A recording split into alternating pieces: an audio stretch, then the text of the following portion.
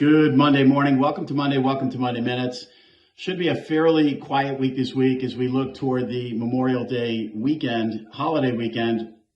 If you look at this week, really on the ground, tomorrow, Fed Governor Waller, we're going to be paying close attention to him.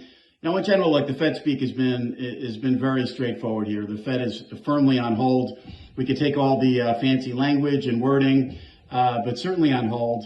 Fed Governor Bowman, perhaps a little bit more on the hawkish side. Speaking of a lot of things that we've written about over the last couple of years to our clients, some of the secular things that we see in the marketplace globally in terms of impacting inflation scenarios along those lines.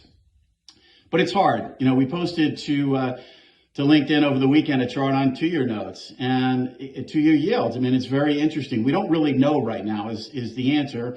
I don't think the Fed has all the answers either, and they've been pretty forthcoming about that. But if you look at this chart on 2-year yields, it is very interesting. You go back to 06, 07, you look at yield levels, they're right around where they were back almost to the date, off by about 10 basis points. You look at the Fed funds rate, right around the same level it was then.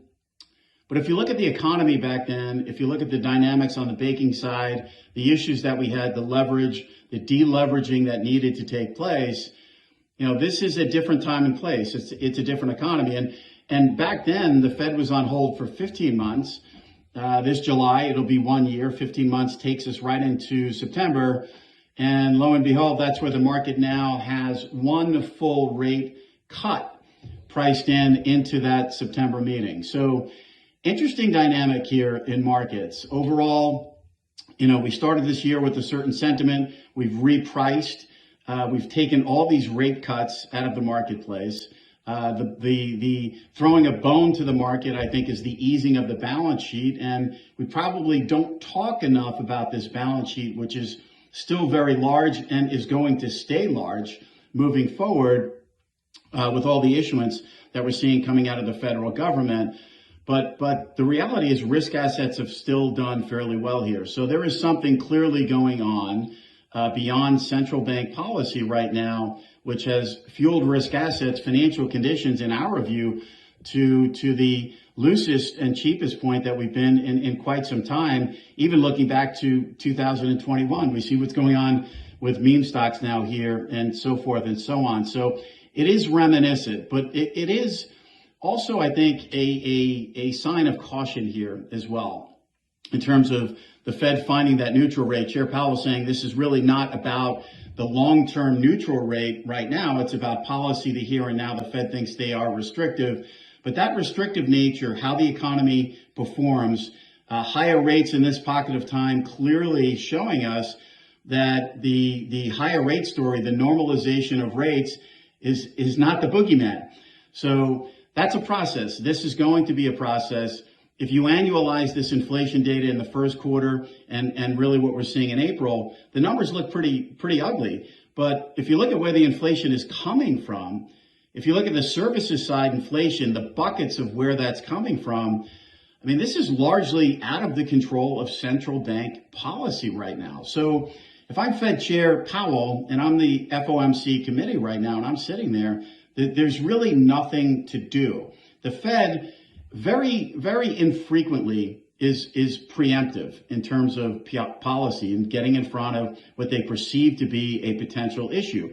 Their job here is to try and slow down growth and in the process bring inflation down. And that process has been very frustrating and taking longer than expected because of the supply side challenges, which lends itself to, in our view, the underestimated card here, although we presumably have two incumbents running, the fiscal side of the equation.